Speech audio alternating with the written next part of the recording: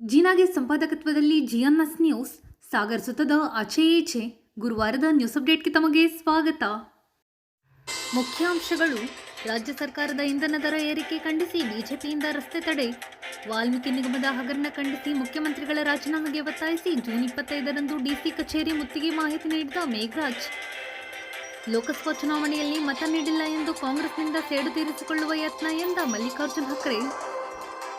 ರಾಜ್ಯದ ಇಂಧನ ದರ ಏರಿಕೆ ಖಂಡಿಸಿದ ಮಧುರಾ ಶಿವಾನಂದ್, ಶ್ರೀನಿವಾಸ್ ಮೇಸ್ತ್ರಿ ಹಾಗೂ ಪ್ರಶಾಂತ್. ಮಹಿಳಾ ಮತ್ತು ಮಕ್ಕಳ ಕಲ್ಯಾಣ ಇಲಾಖೆಯಿಂದ ನಡೆದ ಯೋಗೋತ್ಸವಕ್ಕೆ ಶ್ರೀನಿವಾಸ ಚಾಲನೆ. ಈಗ ಸುದ್ದಿಯ ವಿವರ.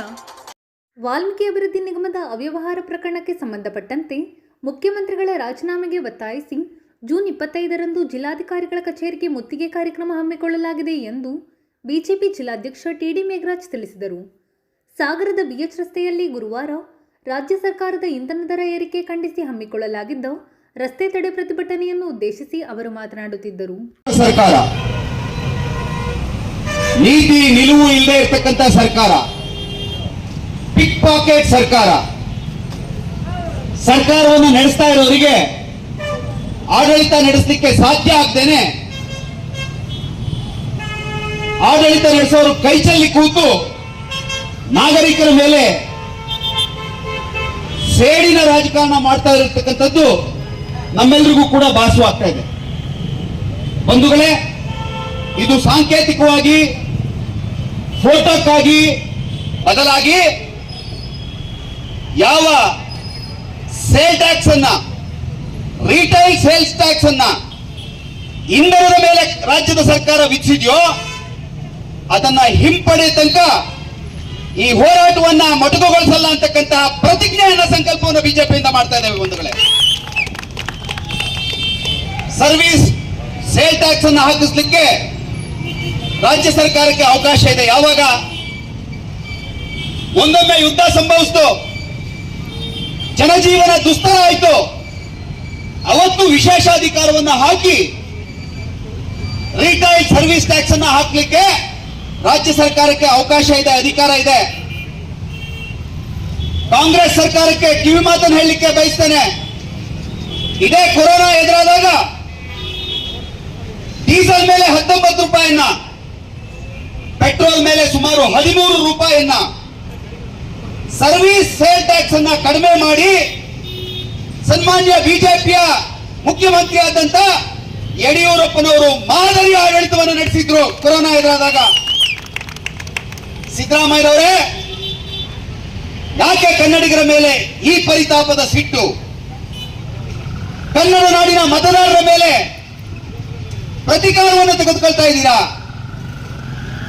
ಕನ್ನಡ ನಾಡಿನ ಬಡವರ ಮೇಲೆ, ಬಡವರ ಜೀವನದ ಮೇಲೆ ಗದಾಪ್ರಹಾರವನ್ನು ಯಾಕೆ ಮಾಡ್ತೀರಾ? ಚುನಾವಣೆ ಬರುತ್ತೆ ಹೋಗುತ್ತೆ, ಪ್ರಜಾತಂತ್ರ ವ್ಯವಸ್ಥೆಯಲ್ಲಿರೋರು ಸೋಲು ಗೆಲುವನ್ನ ಸಮಾನವಾಗಿ ಸ್ವೀಕಾರವಂತ ಮುಖ್ಯಮಂತ್ರಿಗೆ ಈ ಸಮಾಜದ ಕಟ್ಟ ಕಡೆಯ ವ್ಯಕ್ತಿಯ ಬದುಕಿನ ಬಗ್ಗೆ ಕಾಳಜಿ ಇರಬೇಕು, ಕಳಕಳಿ ಇರಬೇಕು, ಕನಿಕರ ಇರಬೇಕು. ಆದರೆ 7 ಕೋಟಿ ಕನ್ನಡಿಗರ ನೇತೃತ್ವ ವಹಿಸಿದ ಕಾಂಗ್ರೆಸ್ನ ಸಿದ್ದರಾಮಯ್ಯನವರೇ, ಮೊದಲನೇದಾಗಿ ಹಾಲಿನ ದರ ಏರಿಸಿದ್ರಿ. ಇವತ್ತು ಬಸ್ಸಿನ ದರದ ಬಗ್ಗೆ, ಹೆಚ್ಚಳ ಮಾಡೋದ್ರ ಬಗ್ಗೆ ಮಾತನಾಡ್ತಾ ಇದ್ದೀರಾ. ಪೆಟ್ರೋಲ್ ಡೀಸೆಲ್ ಬೆಲೆ 1 ರೂಪಾಯಿ ಜಾಗತಿಕ ಮಟ್ಟದಲ್ಲಿ ಬೆಲೆ ಹೆಚ್ಚಾದಾಗ, 1 ರೂಪಾಯಿ ಹೆಚ್ಚಾದಾಗ ನೀವೇ ಭಾಷಣ ಮಾಡಿದ್ದೀರಾ. ಏನಂತ? 1 ರೂಪಾಯಿ ಪೆಟ್ರೋಲ್ ದರ ಹೆಚ್ಚಿದ್ರೆ ಕೊನೆಯ ವ್ಯಕ್ತಿ ತರಕಾರಿ ಮಾರ್ತಾನಲ್ಲ, ತರಕಾರಿಯ ಮೇಲೆ ಬೆಲೆ ಹೆಚ್ಚಾಗತ್ತೆ. ಮೂಲಭೂತ ಅವಶ್ಯಕತೆ ದಿನಸಿ ವಸ್ತುಗಳ ಬೆಲೆ ಹೆಚ್ಚಾಗತ್ತೆ, ಪ್ರಯಾಣದ ದರ ಹೆಚ್ಚಾಗತ್ತೆ. ಯಾರು ಭಾಷಣ ಮಾಡಿದ್ರು ಸ್ವಾಮಿ? ಕಾಂಗ್ರೆಸ್ನ ನೇತೃತ್ವ ವಹಿಸಿದ ಸಿದ್ದರಾಮಯ್ಯರವರೇ ತಾವೇ ಮಾತನಾಡಿರ್ತಕ್ಕಂಥ ವಿಡಿಯೋಗಳು ನಮ್ಮಲ್ಲಿ ಲಭ್ಯ ಇದ್ದಾವೆ. ಇವತ್ತು ದೇಶದಲ್ಲಿ ಯುದ್ಧ ಇಲ್ಲ, ರಾಜ್ಯಕ್ಕೆ ಆಪತ್ತು ವಿಪತ್ತು ಎಲ್ಲೂ ಕೂಡ ಬಂದಿಲ್ಲ. ಏಕಾಏಕಿ ಐತಿಹಾಸಿಕವಾಗಿ ಪೆಟ್ರೋಲ್ ಮೇಲೆ 3 ರೂಪಾಯಿ, ಡೀಸೆಲ್ ಮೇಲೆ 3.5 ರೂಪಾಯಿ ಹೆಚ್ಚಳ ಮಾಡಿದಿರಲ್ಲ, ಎಲ್ಲಾಯ್ತು ಖಜಾನೆ ದುಡ್ಡು? ಸರಣಿ ಹಗರಣಗಳು. ವಾಲ್ಮೀಕಿ ಅಭಿವೃದ್ಧಿ ನಿಗಮದಲ್ಲಿ 187 ಕೋಟಿ ರೂಪಾಯಿಗಳನ್ನ ಹಗಲು ದರೋಡೆ ಮಾಡಿದ್ದೀರಾ. ರಾಜ್ಯದ ಕಟ್ಟ ಕಡೆಯ ಪರಿಶಿಷ್ಟ ಜಾತಿ ಪಂಗಡದ ಅಭ್ಯುದಯಕ್ಕೆ, ಏಳಿಗೆಗೆ, ಪ್ರಗತಿಗೆ ಸಲ್ಲಬೇಕಾದಂತಹ ಹಣ ಕಾಂಗ್ರೆಸ್ನ ಚುನಾವಣೆ ನಡೆಸಲಿಕ್ಕೆ ಉತ್ತರಾಖಂಡಕ್ಕೆ, ಜಾರ್ಖಂಡ್ಗೆ ಹೋಗಿದೆ. ನಾಚಿಕೆ ಆಗಲ್ವಾ ಸಿದ್ದರಾಮಯ್ಯನವರೇ? ನಾಚಿಕೆ ಆಗಲ್ವಾ ಕಾಂಗ್ರೆಸ್ ನಾಯಕರೇ? ಅಧಿಕೃತವಾದಂತಹ ಕಳ್ಳತನ, ದಾಖಲೆ ಸಹಿತವಾದಂತಹ ಕಳ್ಳತನ. 187 ಕೋಟಿ ರೂಪಾಯಿ ವಾಲ್ಮೀಕಿ ಅಭಿವೃದ್ಧಿ ನಿಗಮದ ಅಧೀಕ್ಷಕ ಡೆತ್ ನೋಟ್ ಅನ್ನ ಬರೆದಿಟ್ಟು, 100 ಪುಟಗಳ ಪುಸ್ತಕದಲ್ಲಿ ಡೆತ್ ನೋಟ್ ಅನ್ನ ಬರೆದಿಟ್ಟು, ಈ ಹಣ ಕಾಂಗ್ರೆಸ್ನ ಚುನಾವಣಾ ಕಾರ್ಯಕ್ಕೆ, ಕಾಂಗ್ರೆಸ್ ಪಕ್ಷದ ರಾಜಕೀಯ ಚಟುವಟಿಕೆಗೆ ವರ್ಗಾವಣೆ ಆಗಿದೆ ಅಂತ ಹೇಳಿ ಬರೆದಿಟ್ಟು ಹೋದ್ರಲ್ಲ. ಪ್ರಯಾಣ ದರ ಏರಿಕೆ ಹೆಚ್ಚಳ, ಲೂಟಿ ಆಗಿರ್ತಕ್ಕಂಥ ಖಜಾನೆಯನ್ನ ಬಡವರ, ಶ್ರೀಸಾಮಾನ್ಯರ ರಕ್ತವನ್ನ ಹೀರಿ ತುಂಬಿ ಇವರ ಐಷಾರಾಮಿ ಆಡಳಿತ ಮಾಡಬೇಕು ಅಂತ ಹೇಳಿ ಕಾಂಗ್ರೆಸ್ಸಿಗರು, ಸಿದ್ದರಾಮಯ್ಯನವರು ಯೋಚನೆ ಮಾಡ್ತಾ ಇದ್ದಾರೆ. ಭಾರತೀಯ ಜನತಾ ಪಕ್ಷ ಇದಕ್ಕೆ ಅವಕಾಶ ಕೊಡಲ್ಲ ಅಂತಕ್ಕಂಥ ಪ್ರತಿಜ್ಞೆಯನ್ನ, ಸಂಕಲ್ಪವನ್ನ ಈ ಸಂದರ್ಭದಲ್ಲಿ ಮಾಡ್ತಾ, ಇದು ಕೇವಲ ಸಾಂಕೇತಿಕ ಹೋರಾಟ ಅಲ್ಲ, ಕೇವಲ ಸಾಂಕೇತಿಕ ಹೋರಾಟ ಅಲ್ಲ, ಮನೆ ಮನೆಗೆ ಹೋಗಿ ಜಾಗೃತಿ ಮೂಡಿಸ್ತಕ್ಕಂಥ ಕೆಲಸವನ್ನು ಮಾಡ್ತಾ ಇದ್ದೇವೆ. ನಮ್ಮ ನಾಯಕರುಗಳಲ್ಲಿ ವಿನಂತಿ ಮಾಡ್ತೇನೆ, ಅವ್ರು ಕೊಡ್ತಕ್ಕಂಥ ಭಾಗ್ಯಗಳು, ಯಾವ ಭಾಗ್ಯವನ್ನು ಕೊಡ್ತೇವೆ ಅಂತ ಹೇಳಿ ಮತವನ್ನ ಪಡೆದು ಅಧಿಕಾರವನ್ನು ಅನುಭವಿಸ್ತಾ ಇದ್ದಾರೋ, ಆ ಬಡವನ ಮತದ ಹಂಗಿನಲ್ಲಿ ಕಾಂಗ್ರೆಸ್ ಸರ್ಕಾರ ಇದೆ. ಕೇವಲ 20-30% ಜನರಿಗೆ ಮಾತ್ರ ಭಾಗ್ಯವನ್ನು ಕೊಡ್ತಾ ಇದ್ದಾರೆ. ಈ ನುಳಿದಿರ್ತಕ್ಕಂಥ ತಾಯಂದರಿಗೆ, ಯಾರ್ಯಾರಿಗೆ ಗೃಹಲಕ್ಷ್ಮಿ ಹಣ ಬರ್ತಾ ಇಲ್ವೋ ಅವರನ್ನ ಜಾಗೃತಿ ಮಾಡಿ ತಾಲೂಕು ಕಚೇರಿ, ಜಿಲ್ಲಾಧಿಕಾರಿಗಳ ಕಚೇರಿಗಳ ಮುಂದೆ ಹಣ ಬರಲಿ ತನಕ ಕಾಂಗ್ರೆಸ್ ಶಾಸಕರನ್ನ, ಕಾಂಗ್ರೆಸ್ ಪುಡಾರಿಗಳನ್ನ ರಸ್ತೆ ಮೇಲೆ ಓಡಾಡ್ಲಿಕ್ಕೆ ಬಿಡಲ್ಲ ಅಂತಕ್ಕಂಥ ಸಂಕಲ್ಪವನ್ನು ನಾವು ಮಾಡಬೇಕು. ಅವತ್ತೊಂದು ಜಾಗೃತಿಯ ವಿರೋಧ ಪಕ್ಷವಾಗಿ ನಾವು ಕರ್ತವ್ಯವನ್ನು ನಿರ್ವಹಿಸಿದಾಗತ್ತೆ. ಸುಳ್ಳು ಹೇಳಿ, ಮೋಸ ಮಾಡಿ ಅಧಿಕಾರವನ್ನು ನಡೆಸಬಹುದು ಅಂತಕ್ಕಂಥ ಅಮಲಿನಲ್ಲಿದ್ರೆ, ಅಧಿಕಾರಕ್ಕೆ ಬಂದ ಕೇವಲ 10 ತಿಂಗಳಲ್ಲಿ ಕಾಂಗ್ರೆಸ್ನವರ ಜಾಗ ಯಾವುದು ಅಂತ ಹೇಳಿ ಮತದಾರ ಪ್ರಭು ತೋರಿಸಿದ್ದಾನೆ. ಬಿಜೆಪಿಗೆ ಆಡಳಿತದ ವ್ಯವಸ್ಥೆಯ ಮಧ್ಯೆ 19 ಸ್ಥಾನಗಳನ್ನು ಕೊಟ್ಟು ಮೋದಿ ಅವರಿಗೆ, ಬಿಜೆಪಿಗೆ ಆಶೀರ್ವಾದವನ್ನು ಮಾಡಿದ್ದಾರೆ. ಈ 19 ಸ್ಥಾನಗಳ ಪ್ರಭಾವದಿಂದ ರಾಜ್ಯಕ್ಕೆ ಸುಶಾಸನದ ಆಡಳಿತವನ್ನ ಕೊಡಿಸಬೇಕಾದಂತ ಜವಾಬ್ದಾರಿ, ಹೊಣೆಗಾರಿಕೆ ನಮ್ಮ ಮೇಲಿದೆ. ನಮ್ಮ ಕ್ಷೇತ್ರವು ಗೆಲ್ಲಲಿಕ್ಕೆ ಬಯಸ್ತೇನೆ. ನಿಮಗೆ ಮಾನ ಮರ್ಯಾದೆ ಇಲ್ವಾ? 187 ಕೋಟಿ ರೂಪಾಯಿಗಳ ಅಧಿಕೃತ ಹಗರಣ ಆದಾಗ ಒಬ್ಬ ಸಚಿವನ ರಾಜೀನಾಮೆ ತೆತ್ತು ಆ ಹಗರಣ ಮುಗಿದೋಯ್ತು ಅಂತ ಹೇಳಿ ಕಣ್ಮುಚ್ಚಿ ಕೂರ್ತಿರಲ್ಲ. ಕಾಂಗ್ರೆಸ್ನವರೇ, ನಿಮಗೆ ರಾಜಕಾರಣದ ಪ್ರಾಮಾಣಿಕತೆ, ನೈತಿಕತೆ, ಮಾನ ಮರ್ಯಾದೆ ಇದ್ರೆ ತಕ್ಷಣದಲ್ಲಿ ಬೇಷರತ್ತಾಗಿ ರಾಜ್ಯದ ಮುಖ್ಯಮಂತ್ರಿ ಸ್ಥಾನಕ್ಕೆ ಸಿದ್ದರಾಮಯ್ಯನವರು ರಾಜೀನಾಮೆ ಕೊಡಬೇಕು. ಆಗ ಮಾತ್ರ ಪರಿಶಿಷ್ಟ ಜಾತಿ ಪಂಗಡದ ಹಣವನ್ನ ಲೂಟಿ ಮಾಡಿದ್ದಕ್ಕೆ, ದರೋಡೆ ಮಾಡಿದ್ದಕ್ಕೆ, ಹಗಲು ದರೋಡೆ ಮಾಡಿದ್ದಕ್ಕೆ ಪ್ರಾಯಶ್ಚಿತ್ತ ಆಗತ್ತೆ. ಇದು ಬಿಜೆಪಿಯ ಆಗ್ರಹ. ಈ ಹಗರಣ ನಂತರ ಬೀದಿಗಿಳಿದ ಬಿಜೆಪಿಯ ಕಾರ್ಯಪಡೆ ರಾಜ್ಯಾದ್ಯಂತ ಕಂಗೆಟ್ಟ ಕಾಂಗ್ರೆಸ್ ನಾಗೇಂದ್ರ ಅವರ ರಾಜೀನಾಮೆಯನ್ನ ಸಲ್ಲಿಸಿತು. ರಾಜೀನಾಮೆಯನ್ನು ಪಡೆಯಿತು. ರಾಜ್ಯದ ಸರ್ಕಾರದ ಮೊದಲ ವಿಕೆಟ್ ಪತನ ಆಯಿತು. ಇದೇ ಬರ್ತಕ್ಕಂತ 28ನೇ ತಾರೀಖು ಎಲ್ಲ ಪರಿಶಿಷ್ಟ ಜಾತಿ ಪಂಗಡದ ಪರವಾಗಿ ಜಿಲ್ಲಾಧಿಕಾರಿಗಳ ಕಚೇರಿಯ ಮುತ್ತಿಗೆ, ಆ ಮುಖಾಂತರ 187 ಕೋಟಿ ರೂಪಾಯಿಗಳನ್ನ ರಾಜ್ಯದ ಖಜಾನೆಗೆ ಪುನಃ ಭರ್ತಿ ಮಾಡಬೇಕು, ಸಿದ್ದರಾಮಯ್ಯ ರಾಜೀನಾಮೆ ಕೊಡಬೇಕು ಅಂತಕ್ಕಂಥ ಆಗ್ರಹವನ್ನು ಮಾಡ್ತಾ ಇದ್ದೇವೆ. ಜಿಲ್ಲಾಧಿಕಾರಿಗಳ ಕಚೇರಿಗೆ ಮುತ್ತಿಗೆಯನ್ನು ಹಾಕ್ತಾ ಇದ್ದೇವೆ ಬಂಧುಗಳೇ. ಹೀಗಾಗಿ ರಾಜ್ಯದ ಖಜಾನೆ ಖಾಲಿಯಾಗಿದೆ. ಲೂಟಿಗಾಗಿ ರಾಜ್ಯದ ಖಜಾನೆ ಖಾಲಿಯಾಗಿದೆ. ಪರಿಶಿಷ್ಟ ಜಾತಿ ಪಂಗಡದವರ ಮೇಲೆ ಮೊಸಳೆ ಕಣ್ಣೀರು ಸುರಿಸ್ತಕ್ಕಂಥ ಕಾಂಗ್ರೆಸ್ಸಿಗರು ನಿರ್ಧಾರವನ್ನು ಸರ್ಕಾರ ಮಾಡಿದೆ. ಇದೊಂದು ಪಾಪ ಸರ್ಕಾರ ಅನ್ನಬಾರದಂತೆ. ಇನ್ನೇನನ್ಬೇಕು? ಮತಿಗಟ್ಟ ಕಾಂಗ್ರೆಸ್ಸಿಗರಿಗೆ ನಾವು ಕೇಳಬೇಕಾಗಿದೆ, ಈ ಸಮಾಜದಲ್ಲಿ ಸಮಾನತೆ ಬರಬೇಕು, ಪ್ರತಿಯೊಬ್ಬರಿಗೂ ಸಮಾನವಾಗಿ ಬಾಳಿ ಬದುಕತಕ್ಕಂಥ ಹಕ್ಕಿದೆ. ಈ ಸಮಾಜದ ಬೆನ್ನೆಲುಬು ಪರಿಶಿಷ್ಟ ಜಾತಿ ಪಂಗಡದ ಬಂಧುಗಳು ಅಂತ ಹೇಳಿ ಹೊಗಳೇ ಬಿಡ್ತಕ್ಕಂಥ ಕಾಂಗ್ರೆಸ್ಸಿಗರು. ತಾಲೂಕು ಪಂಚಾಯಿತಿ ಮಾಜಿ ಅಧ್ಯಕ್ಷ ಮಲ್ಲಿಕಾರ್ಜುನ್ ಹಕ್ರೆ ಮಾತನಾಡಿ, ಅಂತೇಳಿ ಯಾವಾಗ ಮೈಸೂರು ಸೋತ್ರು, ಯಾವಾಗ ಡಿ.ಕೆ. ಶಿವಕುಮಾರ್ ತಮ್ಮ ಸೋತ್ರು, ಯಾವಾಗ ಶಿವರಾಜ್ ಕುಮಾರ್ ಮನೆಯವರು ಗೀತಾ ಶಿವರಾಜ್ ಕುಮಾರ್ ಸೋತ್ರು, ಯಾವಾಗ ಮಂತ್ರಿಗಳ ಮಕ್ಕಳು ಸ್ವಸ್ತಿಗಳು ಸೋತ್ರು, ಇಲ್ಲ ಸೇಡನ್ನು ತೀರ್ಸ್ಕೋಬೇಕು ರಾಜ್ಯದ ಜನರಿಗೆ ಅಂತ ಹೇಳಿ ಇವತ್ತು ಹೆಚ್ಚು ಮಾಡ್ತಕ್ಕಂಥ ಕೆಲಸ, ಹೊರೆ ಹಾಕ್ತಕ್ಕಂಥ ಕೆಲಸ ಇವತ್ತು ಕಾಂಗ್ರೆಸ್ ಸರ್ಕಾರ ಮಾಡಿದೆ ಅಂತಕ್ಕಂಥದ್ದನ್ನು ನಾನು ಕೂಡ ಇವತ್ತು ಭಾವಿಸ್ತೇನೆ. ಆತ್ಮೀಯರೇ, ರಾಜ್ಯದಲ್ಲಿ ಸರ್ಕಾರ ಸತ್ತು ಹೋಗಿದೆ ಅಂತಕ್ಕಂಥದ್ದು, ಆಡಳಿತ ಸತ್ತು ಹೋಗಿದೆ ಅಂತಕ್ಕಂಥದ್ದು ಎಲ್ಲ ಜನರು ಇವತ್ತು ಮಾತಾಡ್ತಾ ಇದ್ದಾರೆ. ಇವತ್ತು 1000ಕ್ಕಿಂತ ಹೆಚ್ಚು ಜನ ರೈತರು ಕಳೆದ ಒಂದು ವರ್ಷದಲ್ಲಿ ಆತ್ಮಹತ್ಯೆ ಮಾಡ್ಕೊಂಡಿದ್ದಾರೆ, ಬರಗಾಲದಿಂದ ಆತ್ಮಹತ್ಯೆ ಮಾಡ್ಕೊಂಡಿದ್ದಾರೆ. 1000ಕ್ಕಿಂತ ಹೆಚ್ಚು ಜನ ರೈತರು. ಆದ್ರೆ ಕೇಂದ್ರದ ಹಣ ನಿರೀಕ್ಷೆ ಮಾಡ್ಕೊಂತ ಕುತ್ಕೊಂಡ್ರು, ಕೇಂದ್ರದಲ್ಲಿ ಹಣ ಬಿಡುಗಡೆ ಮಾಡಿ, ಕೇಂದ್ರದ ಹಣ ಬಿಡುಗಡೆ ಮಾಡಿ ಅಂತೇಳಿ. ಆದ್ರೆ ಕೇಂದ್ರ ಸರ್ಕಾರ 3000 ಕೋಟಿ ಹಣ ಕೊಟ್ರೆ ಒಂದೇ ₹1 ಹಣನ ರೈತರ ಖಾತೆಗೆ ಜಮಾ ಮಾಡಲಿಲ್ಲ, ಒಂದೇ ₹1 ಹಣ ಖಾತೆಗೆ ಜಮಾ ಮಾಡಲಿಲ್ಲ. ಹಾಗಾದ್ರೆ ನೀವು ರೈತ ಪರವಾಗಿರ್ತಕ್ಕಂಥವ್ರ, ನೀವು ಕಾರ್ಮಿಕ ಪರವಾಗಿರ್ತಕ್ಕಂಥವ್ರ, ಆ ರೈತರ ಆತ್ಮಹತ್ಯೆ ಮಾಡ್ಕೊಂಡಿರ್ತಕ್ಕಂಥ ರೈತರಿಗೆ ₹1 ಪರಿಹಾರವನ್ನು ಕೊಡ್ತಕ್ಕಂಥ ಕೆಲಸ ಕಾಂಗ್ರೆಸ್ ಸರ್ಕಾರದಿಂದ ಆಗ್ಲಿಲ್ಲ ಅಂತಕ್ಕಂಥದನ್ನ ನೀವು ನೆನಪು ಮಾಡ್ಕೋಬೇಕು ಅಂತಕ್ಕಂಥದ್ದು ಈ ಸಂದರ್ಭದಲ್ಲಿ ಹೇಳ್ತೇನೆ. ಜೊತೆಗೆ ಈ ಜಿಲ್ಲೆಯಲ್ಲಿ ಆಡಳಿತ ಸತ್ತೋಗಿರ್ತಕ್ಕಂಥದ್ದು, ತಾಲೂಕಿನಲ್ಲಿ ಆಡಳಿತ ಸತ್ತೋಗಿರ್ತಕ್ಕಂಥದ್ದು ಕಾಣ್ತಾ ಇದೀವಿ. ಆಡಳಿತ ವ್ಯವಸ್ಥೆ ಅನ್ನೋದೇ ಇಲ್ಲ ಅಂತಕ್ಕಂಥದ್ದು ಕಾರಣ. ಸಾಗರದಲ್ಲಿ ಆಸ್ಪತ್ರೆಗೆ ಹೋದ್ರೆ ಗೊತ್ತಾಗುತ್ತೆ, ಆಸ್ಪತ್ರೆಯಲ್ಲಿ ಹೋದ್ರೆ ಆಸ್ಪತ್ರೆಯಲ್ಲಿ ಬೆಡ್ ಸಿಗ್ತಾ ಇಲ್ಲ, ಡೆಂಗ್ಯೂ ಜ್ವರದಲ್ಲಿ ಕರಡ್ತಾ ಇದ್ದಾರೆ. ನೀವೇನ್ ಕೊಟ್ಟಿದ್ದೀರಿ ಅಂದ್ರೆ ಇಡೀ ಸಾಗರ ಗಪ್ಪು ನಾರ್ತಾ ಇದೆ. ಅದಕ್ಕೆ ಶಾಸಕರು ನೇರವಾದ ಕಾರಣ, ಇವತ್ತು ಜಿಲ್ಲಾಧಿಕಾರಿಗಳು ನೇರವಾದ ಕಾರಣ, ಕಮಿಷನರ್ ನೇರವಾಗಿ ಕಾರಣರಾಗಿದ್ದಾರೆ. ಕಾರಣ ಆಡಳಿತದಲ್ಲಿ ಅಧಿಕಾರಿಗಳೇ ನಡೆಸ್ತಾ ಇದ್ದಾರೆ. ಅಷ್ಟಿಂದ ನಗರಸಭೆಗೆ ಅಧ್ಯಕ್ಷರನ್ನ ನೇಮಕ ಮಾಡೋದಕ್ಕೆ ನಿಮ್ ಹಣೆ ಬರಕ್ಕಾಗ್ಲಿಲ್ಲ. 100ಕ್ಕಿಂತ ಹೆಚ್ಚು ನಗರಸಭೆಯಲ್ಲಿ ಅಧ್ಯಕ್ಷರುಗಳಿಲ್ಲ ಅಂತಕ್ಕಂಥದನ್ನ ನೀವು ನೆನಪು ಮಾಡ್ಕೋಬೇಕು. 100ಕ್ಕಿಂತ ಹೆಚ್ಚು ರಾಜ್ಯದ ನಗರಸಭೆಗಳಲ್ಲಿ, ಪಟ್ಟಣ ಪಂಚಾಯಿತಿಯಲ್ಲಿ ಇವತ್ತು ಅಧ್ಯಕ್ಷಗಳೇ ಇಲ್ಲ. ಕಾರಣ, ಅಧ್ಯಕ್ಷರು ಮಾಡಿದ್ರೆ ಶಾಸಕರಿಗೆ ಹಣ ಮಾಡೋದಕ್ಕೆ ಆಗೋದಿಲ್ಲ ಅಂತ ಹೇಳಿ, ಶಾಸಕರಿಗೆ ಹಣ ಮಾಡಿಕೊಡೋದಕ್ಕೆ ಬಿಟ್ಬಿದ್ದೀರಿ, ಶಾಸಕರಿಗೆ ದುಡ್ಡು ಮಾಡಿಕೊಡೋದಕ್ಕೆ ಕೊಟ್ಟಿದ್ದೀರಿ. ಶಾಸಕರಿಗೆ ಒಂದೇ ₹1 ಹಣನ ರಾಜ್ಯ ಸರ್ಕಾರ ಬಿಡುಗಡೆ ಮಾಡೋಂಥದ್ದಾಗ್ಲಿಲ್ಲ. ₹1 ಹಣ ಬಿಡುಗಡೆ ಮಾಡಿದ್ದಾರೆ ರಾಜ್ಯ ಸರ್ಕಾರದವರು.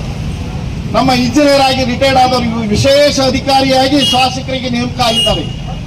ಅವ್ರು ಹೇಳ್ಬೇಕು, ಪಟ್ಟಿ ಓದ್ಬೇಕು, ಯಾವ್ಯಾವ್ದು ಹಣ ಸರ್ಕಾರ ಬಂದ ಮೇಲೆ, ಶಾಸಕರ ಆದ್ಮೇಲೆ ನೀವು ರಿಲೀಸ್ ಮಾಡಿದ್ರಿ ಅಂತಕ್ಕಂಥದನ್ನ ಪಟ್ಟಿನ ಸಾಗರದ ಜನರ ಮುಂದೆ ಓದಿ ಹೇಳ್ಬೇಕು. ನೀವು ಒಂದೇ ₹1 ಹಣನ ಸಾಗರ ಪಟ್ಟಣಕ್ಕಾಗ್ಲಿ ಹಳ್ಳಿಗಾಗ್ಲಿ ನಿಮ್ಮ ಹತ್ರ ಕೊಡಕ್ ಸಾಧ್ಯ ಆಗ್ಲಿಲ್ಲ. 1 ಅಡಿ ಟಾರ್ ರೋಡ್ ಮಾಡಕ್ಕಾಗಿಲ್ಲ, 1 ಅಡಿ ಸಿಮೆಂಟ್ ರೋಡ್ ಮಾಡಕ್ಕಾಗಿಲ್ಲ. ಕಳೆದ 1 ವರ್ಷ ವೇಸ್ಟ್, ಶಾಸಕರು ಇರೋದು ವೇಸ್ಟ್, ಸರ್ಕಾರ ವಿರೋಧ ಸಹಿತ ದಂಡ. ಇದು ನೀವು ಅರ್ಥ ಮಾಡ್ಕೋಬೇಕಲ್ಲ. ಶಾಸಕರು ನೀವು ಯಾಕೆ ಆಗಿದ್ದೀರಿ ಅಂತಕ್ಕಂಥದನ್ನ ನೆನಪು ಮಾಡ್ಕೋಬೇಕಲ್ಲ. ಮಂತ್ರಿಗಳು ಯಾಕೆ ಆಗಿದ್ದೀನಿ ಅಂತಕ್ಕಂಥದನ್ನ ನೆನಪು ಮಾಡ್ಕೋಬೇಕಲ್ಲ. ನೀವು ವ್ಯವಸ್ಥೆಗೆ ಇವತ್ತು ಸರ್ಕಾರ ಕಾರಣ ಆಗಿದೆ ಅಂತಕ್ಕಂಥದನ್ನ ನಾನು ಹೇಳಕ್ ಇಷ್ಟಪಡ್ತೇನೆ. ಬಂಧುಗಳೇ, ಈ ಸರ್ಕಾರ ಆದಷ್ಟು ಬೇಗ ತಲುಪಬೇಕು ಅಂತ ಹೇಳಿ ರಾಜ್ಯದ ಜನ ಭಾವಿಸಿದ್ದಾರೆ. ಈಗಾಗಲೇ ತೀರ್ಮಾನವನ್ನು ಕೊಟ್ಟಿದ್ದಾರೆ. ಆ ದಿಕ್ಕಿನಲ್ಲಿ ಇಡೀ ರಾಜ್ಯದ ಜನ ಇವತ್ತು ಬೆಲೆ ಏರಿಕೆಯಿಂದ ತತ್ತರಿಸಿದ್ದಾರೆ. ಅದಕ್ಕೆ ಉತ್ತರವಾಗಿ ಇವತ್ತು ಸಾಂಕೇತಿಕವಾಗಿ ಸಾಗರದಲ್ಲಿ ಪ್ರತಿಭಟನೆ ನಡೀತಾ ಇದೆ. ಮುಂದಿನ ದಿವಸ ಪ್ರತಿಭಟನೆ ಉದ್ದೇಶಿಸಿ ಮಾತನಾಡಿದ ಮಧುರಾ ಶಿವಾನಂದ್, ಕೆಎಸ್ ಪ್ರಶಾಂತ್ ಹಾಗೂ ಆರ್ ಶ್ರೀನಿವಾಸ್ ಮೇಸ್ತ್ರಿ, ಕಾಂಗ್ರೆಸ್ ಸರ್ಕಾರ ರಾಜ್ಯದಲ್ಲಿ ಅಧಿಕಾರಕ್ಕೆ ಬಂದಂತಹ ದಿನದಿಂದ ಜನರಿಗೆ ನಾವು ಉಚಿತ ಭಾಗ್ಯಗಳನ್ನ ಕೊಡ್ತೀವಿ ಅಂತ ಹೇಳ್ತಿದ್ದಾರೆ ಅಷ್ಟೇ. ಇವತ್ತಿನ ದಿನ ನಾವು ಎಲ್ಲ ಬೆಲೆಯನ್ನ ನೋಡಿದ್ರೆ ಅಕ್ಕಿಯಿಂದ ಹಿಡಿದು ಪೆಟ್ರೋಲ್, ಡೀಸೆಲ್ ವರೆಗೂ ಕೂಡ ಎಲ್ಲ ಬೆಲೆಯನ್ನ ಏರಿಕೆ ಮಾಡಿದ್ದಾರೆ. ಅವರು ಉಚಿತವನ್ನ ಕೊಡ್ತಿದೀವಿ ಅಂತ ಹೇಳಿ ಜನರಿಗೆ ಮೋಸ ಮಾಡುವಂತಹ ಕೆಲಸವನ್ನ ಮಾಡ್ತಾ ಇದ್ದಾರೆ. ಉಚಿತ ಭಾಗ್ಯಗಳನ್ನ ಕೊಡೋದಕ್ಕೆ ಸಂಪನ್ಮೂಲಗಳ ಕೊರತೆ ಇದೆ. ಅವರಿಗೆ ಆದಾಯ ಬಂದ್ರೆ ತಾನೇ ನಾವು ಜನರಿಗೆ ಅದನ್ನ ಉಚಿತವಾಗಿ ಕೊಡ್ಲಿಕ್ಕೆ ಸಾಧ್ಯ. ಆದಾಯ ಬರುವ ಮೂಲಗಳ ಬೆಲೆಯನ್ನ ಏರಿಕೆಯನ್ನ ಮಾಡಿ ಜನರಿಗೆ ಯಾವುದೇ ರೀತಿ ಗೊತ್ತಾಗಲ್ಲ ನಾವು ಮಾಡೋ ಕೆಲಸ ಅಂತ ತಿಳ್ಕೊಂಡಿದ್ದಾರೆ.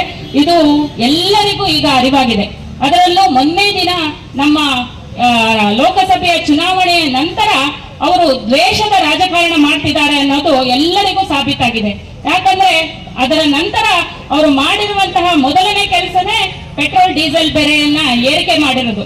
ಇದರಿಂದ ಒಂದು ಚೈನ್ ಲಿಂಕ್ ಅಂದ್ರೆ ಪೆಟ್ರೋಲ್ ಡೀಸೆಲ್ ಬೆಲೆ ಏರಿಕೆ ಆದ್ರೆ ಎಲ್ಲ ವ್ಯವಸ್ಥೆ ಕೂಡ ಏರಿಕೆ ಆಗ್ತಾ ಹೋಗುತ್ತೆ. ಅದು ಸಾರಿಗೆಯಿಂದ ಇರಬಹುದು, ರೈತರಿಗೆ ಕೊಡುವಂತಹ ಗೊಬ್ಬರದ ಬೆಲೆ ಕೂಡ ಏರಿಕೆ ಆಗೋದ್ರಲ್ಲಿ ಸಂದೇಹವೇ ಇಲ್ಲ. ಇವತ್ತಿನ ದಿನ ಬಡವರಿಗೆ ಅವ್ರು ಕೊಡ್ತಿರೋದು ಏನು ಅನ್ನೋದನ್ನ ಹೇಳ್ಬೇಕು.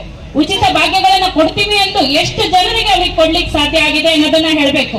ಮಹಿಳೆಯರಿಗೂ ಕೂಡ ಅವರು ವಂಚನೆ ಮಾಡಿ ನಾವು ಮಹಿಳೆಯರಿಗೆ ಉಚಿತವಾಗಿ ಗೃಹಲಕ್ಷ್ಮಿಯನ್ನು ಕೊಡ್ತಾ ಇದ್ದೀವಿ, ಸಾರಿಗೆ ವ್ಯವಸ್ಥೆಯಲ್ಲಿ ಉಚಿತವಾಗಿ ಚಲಿಸುವಂತಹ ವ್ಯವಸ್ಥೆಯನ್ನ ಮಾಡಿದೀವಿ ಅಂತ ಇದ್ದಾರೆ. ಆದ್ರೆ ಈ ಎಲ್ಲ ವ್ಯವಸ್ಥೆಯಿಂದ ಜನಸಾಮಾನ್ಯರಿಗೆ ಎಷ್ಟು ತೊಂದರೆ ಆಗ್ತಾ ಇದೆ. ಕಾಲೇಜು ಮತ್ತು ಶಾಲಾ ಶಿಕ್ಷಣಕ್ಕೆ ಹೋಗ್ತಿರುವಂತಹ ಮಕ್ಕಳಿಗೆ ಕೂಡ ಬಸ್ಸಿನ ಅವ್ಯವಸ್ಥೆ ಆಗ್ತಿರೋದನ್ನ ನಾವು ಗಮನಿಸ್ತಾ ಇದ್ದೀವಿ. ಇದಕ್ಕೆಲ್ಲ ತತ್ಕ್ಷಣವೇ ಎಚ್ಚೆತ್ತುಕೊಂಡು ರಾಜ್ಯ ಸರ್ಕಾರ ಸಮರ್ಪಕವಾದಂತಹ ಆಡಳಿತವನ್ನ ಮಾಡಲಿಲ್ಲ ಅಂದ್ರೆ ಇನ್ನು ಮುಂದಿನ ದಿನಗಳಲ್ಲಿ ನಾವು ಉಗ್ರವಾದಂತಹ ಹೋರಾಟವನ್ನ ರಾಜ್ಯಾದ್ಯಂತ ಮಾಡೋದ್ರಲ್ಲಿ ಸಂದೇಹವೇ ಇಲ್ಲ. ಬಂಧುಗಳೇ, ನಾವು ಬಡವರ ಪರವಾಗಿ ಸಮಾಜ ಸೇವೆ ಮಾಡ್ಲಿಕ್ಕೆ ನಾವು ರಾಜಕೀಯಕ್ಕೆ ಬಂದಿರ್ತೀವಿ. ಆದ್ರೆ ಇದು ಭ್ರಷ್ಟವಾದಂತಹ ರಾಜ್ಯ ಸರ್ಕಾರ, ಕಾಂಗ್ರೆಸ್ ಸರ್ಕಾರ ಜನರನ್ನ ಮರಳು ಮಾಡಿ ಇವತ್ತು ನಾವು ಅಧಿಕಾರಕ್ಕೆ ಬಂದಿರೋದಲ್ಲದೆ ಈಗ ನಾವು 5 ವರ್ಷ ಏನು ಮಾಡಿದ್ರು ನಡೆಯುತ್ತೆ ಅನ್ನೋ ಒಂದು ದುರಹಂಕಾರದ ಸುಳ್ಳು ಹೇಳಿ ಮತ್ತೊಂದು ಏನೇನೋ ಕೆಲಸವನ್ನ ಕಾಂಗ್ರೆಸ್ನವರು ಮಾಡ್ತಿದ್ದಾರೆ ಅಂತಂದ್ರೆ ಅದು ಹೇಗಾಗ್ತಿದೆ ಅಂದ್ರೆ ಒಂದು ಬರೆ ತಡ್ಕೊಳ್ಳೋದ್ರೊಳಗೆ ಇನ್ನೊಂದಕ್ಕೆ ಕಾಯಿಸಿ ರೆಡಿ ಇಟ್ಕೊಳ್ತಾರೆ. ಈಗ ಕಾಂಗ್ರೆಸ್ನವರು ದಂಡದ ಜೊತೆಗೆ ಒಂದು ಚಾಟಿನ ಇಟ್ಕೊಂಡಿದ್ದಾರೆ ಅಂತ ಕಾಣ್ತಾ ಇದೆ. ಯಾಕಂದ್ರೆ ಪ್ರತಿಯೊಂದು ವಿಚಾರದಲ್ಲೂ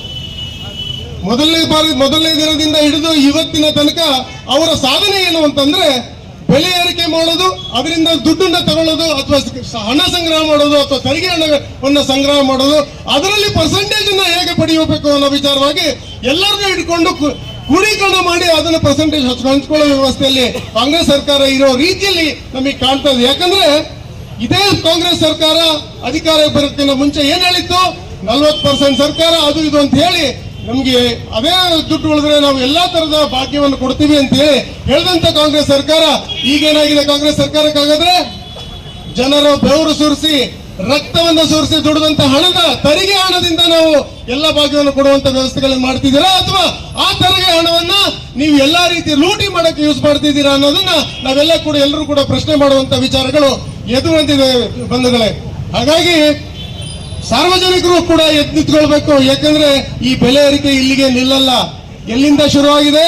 ನಾವು ತಿನ್ನ ಅನ್ನದಿಂದ ಹಿಡಿದು ನಾವು ಓಡಾಡೋ ಗಾಡಿ ತನಕ ಆಗಿದೆ. ಅಂದ್ರೆ ನಾವು ಓಡಾಡೋ ವೆಹಿಕಲ್, ಬಸ್ಸು. ಈಗ ಇವತ್ತು ರಾಮಲಿಂಗಾರೆಡ್ಡಿ ಅವರು ಅಂದ್ರೆ ಸಾರಿಗೆ ಸಚಿವರು ಹೇಳಿದ್ದಾರೆ, ನಾವು ಪೆಟ್ರೋಲ್ ಬೆಲೆಗೆ ಡೀಸೆಲ್ ಬೆಲೆ ಏರಿದ್ರಿಂದ ನಾವು ಕೂಡ ಬೆಲೆ ಏರಿಸ್ತೀವಿ ಅಂತ. ಅದು ನಾಳೆಯಿಂದ ಶುರುವಾಗುತ್ತೆ. ಅಂದ್ರೆ ಬೆಲೆ ಏರಿಕೆ ವಿಚಾರ ಕಾಂಗ್ರೆಸ್ ಅಂತಂದ್ರೆ ಕೆಳಗಿಂದ ಮೇಲೆ ತಗೊಂಡು ಹೋಗೋದು ಯಾವ್ದ್ರಲ್ಲಿ? ಬೆಲೆ ಏರಿಕೆಯಲ್ಲಿ ಅಂತ. ಈ ಕಾಂಗ್ರೆಸ್ ಸರ್ಕಾರ ಬಂತು ಅಂದ್ರೆ ಒಂದು ದುರಂತ, ನಮಗೊಂದು ದರಿದ್ರ ನಮ್ಮ ರಾಜ್ಯಕ್ಕೆ ಸೇರುತ್ತೆ ಅನ್ನೋದು ನಮ್ಗೆಲ್ಲ ಹೋದ್ ಸರಿನೂ ಬರಗಾಲ, ಈಗಲೂ ಕೂಡ ಬರಗಾಲದ ಛಾಯೆ ನಮ್ಗೆಲ್ಲರೂ ಕಾಣ್ತಾ. ಅಂದ್ರೆ ಚಾಟಿ ಜೊತೆಗೆ ಎಲ್ಲದು ದೇವರು ಕೂಡ ಕಾಂಗ್ರೆಸ್ ತೊಲಗಿಸ್ಬೇಕು ಅನ್ನೋ ವಿಚಾರವಾಗಿ ಬರಗಾಲನೂ ಕೂಡ ಕೊಡ್ತಾ ಇದ್ದಾರೆ ಬೆಂಬಲ. ಹಂಗಾಗಿ ನಾವೆಲ್ಲರೂ ಕೂಡ ಎಚ್ಚೆತ್ಕೊಳ್ಬೇಕಾದಂತ ವಿಚಾರ. ಕಾಂಗ್ರೆಸ್ ತೊಲಗಿಸಲಿಲ್ಲ ಅಂತಂದ್ರೆ ನಾವೆಲ್ಲರೂ ಕೂಡ ಸಾಮಾಜಿಕವಾಗಿ ಉಳಿಯುವಂತ ವಿಚಾರಗಳಿಲ್ಲ. ಯಾಕೆ ಈ ಮಾತನ್ನು ಹೇಳ್ತಾ ಇದ್ದೀನಿ ಅಂತಂದ್ರೆ ನಿನ್ನೆ ಮೊನ್ನೆ ನಮ್ಮ ತುಮ್ರಿ ಭಾಗದ ಕಡೆಯಲ್ಲಿ ಒಂದು ಕಾರ್ಯಾಚರಣೆ ಮಾಡಿದ್ದಾರೆ. ಯಾರು ಅಂತಂದ್ರೆ ತಹಶೀಲ್ದಾರು, RIBI, ಏನು ಯಾರ್ಯಾರು ಅಮಾಯಕರಿದ್ದಾರೆ, ಯಾರ್ಯಾರು ರೈತರು ತಮ್ಮ ವಿಚಾರದಲ್ಲಿ ಏನು ಉಳ್ಮೆ ಮಾಡ್ತಾ ಇದ್ದಾರೆ, ಈಗ ಉಳ್ಮೆ ಮಾಡ್ತಿದ್ದಾರೆ, ಅವ್ರನ್ನೆಲ್ಲರೂ ಯಾರ್ಯಾರು ದುಡ್ಡು ಕೊಡ್ಲಿಲ್ಲ ಅವರೆಲ್ಲರ ಭೂಮಿನೂ ಕೂಡ ಬೇಲಿಯನ್ನ ಕಿತ್ತು ಅವರ ಟ್ರಂಚನ್ನು ಮುಚ್ಚುವಂತ ಕೆಲಸಗಳನ್ನ ಮಾಡಿದ್ದಾರೆ. ಇದನ್ನ ಪ್ರಶ್ನೆ ಮಾಡ್ಬೇಕೋ ಬೇಡವಾ? ನಾವು ಪ್ರಶ್ನೆ ಮಾಡ್ಬೇಕೋ ಬೇಡವಾ? ಈ ಮುಂದಿನ ದಿನಗಳಲ್ಲಿ ನಾವು ಈ ಕ್ಷೇತ್ರದ ಶಾಸಕರಿಗೆ ಕೇಳೋದಿಷ್ಟೇ, ನೀವು ಅಧಿಕಾರ ತಗೊಂಡು ರೈತರನ್ನ ಉದ್ಧಾರ ಮಾಡ್ತೀನಿ ಅಂತ ಹೇಳಿದಂತ ಭಾಷಣಗಳೆಲ್ಲವೂ ನಮ್ಮ ಹತ್ರ ಇದಾವೆ. ಆ ಭಾಷಣದ ವಿರುದ್ಧವಾಗಿ ನೀವು ನಡ್ಕೊಳ್ತಿದ್ದೀರಲ್ಲ, ಆ ನಡವಳಿಕೆಯನ್ನ ತಿದ್ದುಕೊಳ್ಳದೆ ಹೋದ್ರೆ ನೀವು ಕೂಡ ಸಾವಿರಕ್ಕೆ ಕಾಲಿಡದೆ ಇದ್ದಂಗೆ ನಮಗೆಲ್ಲ ಸಾರ್ವಜನಿಕರನ್ನ ಮಾಡ್ತೀವಿ ಅನ್ನೋ ವಿಚಾರ ಈ ಮೂಲಕ ನಾವು ಸಂಕಲ್ಪ ಮಾಡ್ತಿದೀವಿ ಅಂತ ವಿಚಾರಗಳನ್ನ ಹೇಳ್ತಾ, ಬಂಧುಗಳೇ, ನಾವೆಲ್ಲರೂ ಕೂಡ ಎಚ್ಚೆತ್ಕೊಳ್ಳದೆ ಇದ್ರೆ ನಮ್ಮ ಖಾಲಿ ಜೇಬಿಗೆ ಇನ್ನೂ ದೊಡ್ಡ ಕತ್ರಿ ಹಾಕುವಂತ ವಿಚಾರಗಳನ್ನ ಈ ಕಾಂಗ್ರೆಸ್ ಸರ್ಕಾರ ಮಾಡುತ್ತೆ ಅಂತ ಹೇಳ್ತಾ ಇವತ್ತು ಸಾಂಕೇತಿಕವಾಗಿ ನಾವು ಈ ಪ್ರತಿಭಟನೆ ಮಾಡ್ತಿದೀವಿ. ಮುಂದಿನ ದಿನಗಳಲ್ಲಿ ನಾವೆಲ್ಲರೂ ಕೂಡ ರೋಡ್ ಮೇಲೆ ನಿಂತ್ಕೊಳ್ಳೋದು, ರೋಡ್ಗೆ ಮನೆ ಮಾಡ್ಕೊಳ್ಳುವಂತ ವಿಚಾರಗಳನ್ನ ನಾವೆಲ್ಲರೂ ಕೂಡ ಮಾಡೋಣ ಅಂತ ಹೇಳ್ತಾ ಅವಕಾಶ. ಕಾಂಗ್ರೆಸ್ ಸರ್ಕಾರ ರಾಜ್ಯದಲ್ಲಿ ಅಧಿಕಾರಕ್ಕೆ ಬಂದಂತಹ ದಿನದಿಂದ ಜನರಿಗೆ ನಾವು ಉಚಿತ ಭಾಗ್ಯಗಳನ್ನ ಕೊಡ್ತೀವಿ ಅಂತ ಹೇಳ್ತಿದ್ದಾರೆ ಅಷ್ಟೇ. ಇವತ್ತಿನ ದಿನ ನಾವು ಎಲ್ಲ ಬೆಲೆಯನ್ನ ನೋಡಿದ್ರೆ ಅಕ್ಕಿಯಿಂದ ಹಿಡಿದು ಪೆಟ್ರೋಲ್ ಡೀಸೆಲ್ ವರೆಗೂ ಕೂಡ ಎಲ್ಲ ಬೆಲೆಯನ್ನ ಏರಿಕೆ ಮಾಡಿದ್ದಾರೆ. ಅವರು ಉಚಿತವನ್ನ ಕೊಡ್ತಿದೀವಿ ಅಂತ ಹೇಳಿ ಜನರಿಗೆ ಮೋಸ ಮಾಡುವಂತಹ ಕೆಲಸವನ್ನ ಮಾಡ್ತಾ ಇದ್ದಾರೆ. ಉಚಿತ ಭಾಗ್ಯಗಳನ್ನ ಕೊಡೋದಕ್ಕೆ ಸಂಪನ್ಮೂಲಗಳ ಕೊರತೆ ಇದೆ. ಅವರಿಗೆ ಆದಾಯ ಬಂದ್ರೆ ತಾನೇ ನಾವು ಜನರಿಗೆ ಅದನ್ನ ಉಚಿತವಾಗಿ ಕೊಡ್ಲಿಕ್ಕೆ ಸಾಧ್ಯ. ಆದಾಯ ಬರುವ ಮೂಲಗಳ ಬೆಲೆಯನ್ನ ಏರಿಕೆಯನ್ನ ಮಾಡಿ ಜನರಿಗೆ ಯಾವುದೇ ರೀತಿ ಗೊತ್ತಾಗಲ್ಲ ನಾವು ಮಾಡೋ ಕೆಲಸ ಅಂತ ತಿಳ್ಕೊಂಡಿದ್ದಾರೆ. ಇದು ಎಲ್ಲರಿಗೂ ಈಗ ಅರಿವಾಗಿದೆ. ಅದರಲ್ಲೂ ಮೊನ್ನೆ ದಿನ ನಮ್ಮ ಲೋಕಸಭೆಯ ಚುನಾವಣೆಯ ನಂತರ ಅವರು ದ್ವೇಷದ ರಾಜಕಾರಣ ಮಾಡ್ತಿದ್ದಾರೆ ಅನ್ನೋದು ಎಲ್ಲರಿಗೂ ಸಾಬೀತಾಗಿದೆ. ಯಾಕಂದ್ರೆ ಅದರ ನಂತರ ಅವರು ಮಾಡಿರುವಂತಹ ಮೊದಲನೇ ಕೆಲಸನೇ ಪೆಟ್ರೋಲ್ ಡೀಸೆಲ್ ಬೆಲೆಯನ್ನ ಏರಿಕೆ ಮಾಡಿರೋದು. ಇದರಿಂದ ಒಂದು ಚೈನ್ ಲಿಂಕ್, ಅಂದ್ರೆ ಪೆಟ್ರೋಲ್ ಡೀಸೆಲ್ ಬೆಲೆ ಏರಿಕೆ ಆದ್ರೆ ಎಲ್ಲ ವ್ಯವಸ್ಥೆ ಕೂಡ ಏರಿಕೆ ಆಗ್ತಾ ಹೋಗುತ್ತೆ. ಅದು ಸಾರಿಗೆಯಿಂದ ಇರಬಹುದು, ರೈತರಿಗೆ ಕೊಡುವಂತಹ ಗೊಬ್ಬರದ ಬೆಲೆ ಕೂಡ ಏರಿಕೆ ಆಗೋದ್ರಲ್ಲಿ ಸಂದೇಹವೇ ಇಲ್ಲ. ಇವತ್ತಿನ ದಿನ ಬಡವರಿಗೆ ಅವ್ರು ಕೊಡ್ತಿರೋದು ಏನು ಅನ್ನೋದನ್ನ ಹೇಳ್ಬೇಕು. ಉಚಿತ ಭಾಗ್ಯಗಳನ್ನ ಕೊಡ್ತೀವಿ ಅಂತ ಎಷ್ಟು ಜನರಿಗೆ ಅವ್ರಿಗೆ ಕೊಡ್ಲಿಕ್ಕೆ ಸಾಧ್ಯ ಆಗಿದೆ ಅನ್ನೋದನ್ನ ಹೇಳ್ಬೇಕು. ಮಹಿಳೆಯರಿಗೂ ಕೂಡ ಅವರು ವಂಚನೆ ಮಾಡಿ ನಾವು ಮಹಿಳೆಯರಿಗೆ ಉಚಿತವಾಗಿ ಗೃಹಲಕ್ಷ್ಮಿಯನ್ನು ಕೊಡ್ತಾ ಇದ್ದೀವಿ, ಸಾರಿಗೆ ವ್ಯವಸ್ಥೆಯಲ್ಲಿ ಉಚಿತವಾಗಿ ಚಲಿಸುವಂತಹ ವ್ಯವಸ್ಥೆಯನ್ನು ಮಾಡಿದೀವಿ ಅಂತ ಇದ್ದಾರೆ. ಆದ್ರೆ ಈ ಎಲ್ಲ ವ್ಯವಸ್ಥೆಯಿಂದ ಜನಸಾಮಾನ್ಯರಿಗೆ ಎಷ್ಟು ತೊಂದರೆ ಆಗ್ತಾ ಇದೆ. ಕಾಲೇಜು ಮತ್ತು ಶಾಲಾ ಶಿಕ್ಷಣಕ್ಕೆ ಹೋಗ್ತಿರುವಂತಹ ಮಕ್ಕಳಿಗೆ ಕೂಡ ಬಸ್ಸಿನ ಅವ್ಯವಸ್ಥೆ ಆಗ್ತಿರೋದನ್ನ ನಾವು ಗಮನಿಸ್ತಾ ಇದ್ದೀವಿ. ಇದಕ್ಕೆಲ್ಲ ತತ್ಕ್ಷಣವೇ ಎಚ್ಚೆತ್ಕೊಂಡು ರಾಜ್ಯ ಸರ್ಕಾರ ಸಮರ್ಪಕವಾದಂತಹ ಆಡಳಿತವನ್ನ ಮಾಡಲಿಲ್ಲ ಅಂದ್ರೆ ಇನ್ನು ಮುಂದಿನ ದಿನಗಳಲ್ಲಿ ನಾವು ಉಗ್ರವಾದಂತಹ ಹೋರಾಟವನ್ನ ರಾಜ್ಯಾದ್ಯಂತ ಮಾಡೋದ್ರಲ್ಲಿ ಸಂದೇಹವೇ ಇಲ್ಲ. ಬಂಧುಗಳೇ, ನಾವು ಬಡವರ ಪರವಾಗಿ ಸಮಾಜ ಸೇವೆ ಮಾಡ್ಲಿಕ್ಕೆ ನಾವು ರಾಜಕೀಯಕ್ಕೆ ಬಂದಿರ್ತೀವಿ. ಆದ್ರೆ ಇದು ಭ್ರಷ್ಟವಾದಂತಹ ರಾಜ್ಯ ಸರ್ಕಾರ, ಕಾಂಗ್ರೆಸ್ ಸರ್ಕಾರ ಜನರನ್ನ ಮರಳು ಮಾಡಿ ಇವತ್ತು ನಾವು ಅಧಿಕಾರಕ್ಕೆ ಬಂದಿರೋದಲ್ಲದೆ ಈಗ ನಾವು 5 ವರ್ಷ ಏನು ಮಾಡಿದ್ರು ನಡೆಯುತ್ತೆ ಅನ್ನೋ ಒಂದು ದುರಹಂಕಾರದ ಬಿಜೆಪಿ ಪ್ರಮುಖರಾದ ದೇವೇಂದ್ರಪ್ಪ, ಗಣೇಶ್ ಪ್ರಸಾದ್, ವಿ ಮಹೇಶ್, ಸಂತೋಷ್ ಶೇಟ್, ಬರ್ಮಪ್ಪ ಅಂದಾಸುರ, ರಮೇಶ್ ಎಚ್ಎಸ್, ಪರಶುರಾಮ್, ಚಂದ್ರಕಾಂತ್, ಹೂಬಾ ಅಶೋಕ್, ಕೃಷ್ಣಾ ಶೇಟ್, ಪ್ರೇಮಾ ಸಿಂಗ್, ಭಾವನಾ ಸಂತೋಷ್, ಮೈತ್ರಿ ಪಾಟೀಲ್, ಸುಧಾ ಉದಯ್, ಲಿಂಗರಾಜ್ ಬಿಎಚ್, ಸವಿತಾ ವಾಸು, ವಿನೋದ್ ರಾಜ್ ಇನ್ನಿತರರು ಹಾಜರಿದ್ದರು. ಯೋಗದಿಂದ ಆರೋಗ್ಯ ರಕ್ಷಣೆ ಸಾಧ್ಯ. ಭಾರತದ ಯೋಗವನ್ನು ವಿಶ್ವವೇ ಒಪ್ಪಿಕೊಂಡಿದ್ದು, ಯೋಗದ ಮೂಲಕ ಆರೋಗ್ಯಪೂರ್ಣ ಬದುಕು ಕಟ್ಟಿಕೊಳ್ಳಲು ನಗರಸಭಾ ಸದಸ್ಯ ಆರ್ ಶ್ರೀನಿವಾಸ್ ಮೇಸ್ತ್ರಿ ತಿಳಿಸಿದರು. ಸಾಗರದ ಅಣಲೆಕೊಪ್ಪದಲ್ಲಿ ಬುಧವಾರ ಮಹಿಳಾ ಮತ್ತು ಮಕ್ಕಳ ಅಭಿವೃದ್ಧಿ ಇಲಾಖೆ ಹಾಗೂ ಆಯುಷ್ ಇಲಾಖೆ ವತಿಯಿಂದ ಅಂತಾರಾಷ್ಟ್ರೀಯ ಯೋಗ ದಿನದ ಪೂರ್ವಭಾವಿಯಾಗಿ ಆಯೋಜಿಸಿದ್ದ ಯೋಗೋತ್ಸವ ಕಾರ್ಯಕ್ರಮವನ್ನು ಉದ್ಘಾಟಿಸಿ ಅವರು ಮಾತನಾಡುತ್ತಿದ್ದರು. ಪುರಪ್ಪಿಮನೆ ಸರ್ಕಾರಿ ಆಯುರ್ವೇದ ಚಿಕಿತ್ಸಾಲಯದ ವೈದ್ಯಾಧಿಕಾರಿ ಡಾಕ್ಟರ್ ಪತಂಜಲಿ ಮಾತನಾಡಿದರು. ಮಹಿಳಾ ಮತ್ತು ಮಕ್ಕಳ ಕಲ್ಯಾಣ ಇಲಾಖೆ ಪ್ರಭಾರ ಸಂರಕ್ಷಣಾಧಿಕಾರಿ ಸುವರ್ಣ ನಾಯ್ಕ್ ಕಾರ್ಯಕ್ರಮದ ಅಧ್ಯಕ್ಷತೆ ವಹಿಸಿದ್ದರು. ವೇದಿಕೆಯಲ್ಲಿ ಡಾಕ್ಟರ್ ರಾಜೇಶ್ವರಿ, ವಿಜಯಲಕ್ಷ್ಮಿ, ಸಾವಿತ್ರಿ ತುಮರಿಕೊಪ್ಪ, ರೇಣುಕಾ, ಸೌಮ್ಯ ಇನ್ನಿತರರು ಹಾಜರಿದ್ದರು. ಇದು ಗುರುವಾರದ ಸಮಗ್ರ ಸುದ್ದಿ. ನಿರಂತರ ಸುದ್ದಿಗಾಗಿ ನೋಡ್ತಾ ಇರಿ GMS ನ್ಯೂಸ್. ನಮಸ್ಕಾರ.